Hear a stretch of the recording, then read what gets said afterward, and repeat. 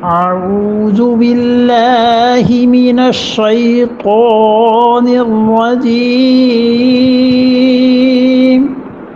بسم الله الرحمن الرحيم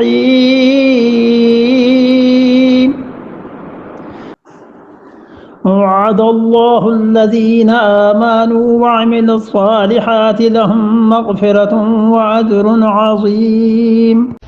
وعد اللہ کا وعدہ ہے، الذین آمنوا جو لوگ ایمان لائے، وعملوا الصالحات اور جنہوں نے نیک اعمال کیے، لہم مغفرۃ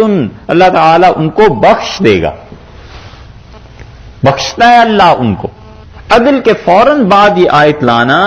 اس کا مطلب یہ ہے کہ اللہ کو انصاف کرنا بہت اچھا لگتا ہے۔ یہ ان اعمال میں سے ہے جو اعمال اللہ کو پسند ہے نا، تو فرما دیا کہ وعد اللہ، خدا کا وعدہ ہے تم سے،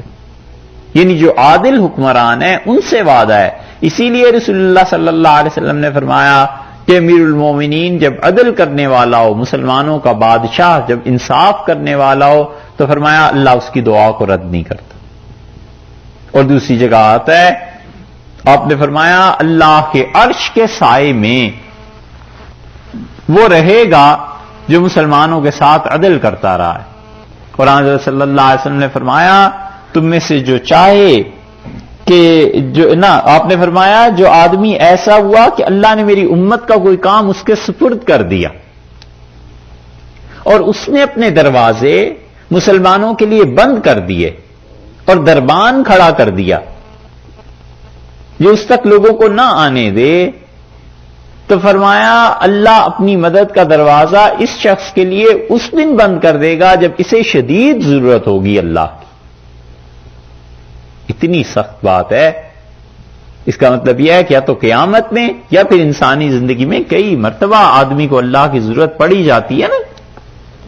کتنے مسائب پریشانیوں میں گر جاتا ہے۔ فرمایا جو مسلمانوں کے لیے اپنے دروازے بند کر دے گا اور دربان کھڑا کر لے گا، اللہ اس کے ساتھ ایسے ہی کر دے گا کہ جس دن اسے شدید ضرورت پیش آئے گی اللہ کی، اللہ اس کے لیے اپنے دروازے بند کر دے گا۔ بعض صحابہ رضی اللہ عنہ کو تو اتنا اس بات کا خیال رہتا تھا کہ دربان نہیں رکھتے تھے، کہتے تھے رسول اللہ صلی اللہ علیہ وسلم نے منع کیا ہے، یہاں تک کہ حضرت عمر رضی اللہ عنہ تو تحریری طور پر لکھواتے تھے کہ یہ لکھو تم دربان نہیں رکھو گے، اور مسلمانوں کے لیے تمہارا گھر کھلا رہے گا، لوگ آئیں گے۔ اب تو ذرا سا عہدہ ہو جائے ملنا دشوار ہے، اور عہدہ نہ ہو عہدے کی توقع ہی لگ جائے تو اسی دن سے مزاج بدل جاتے ہیں، اسی دن سے گردن میں سریا پڑ جاتا ہے۔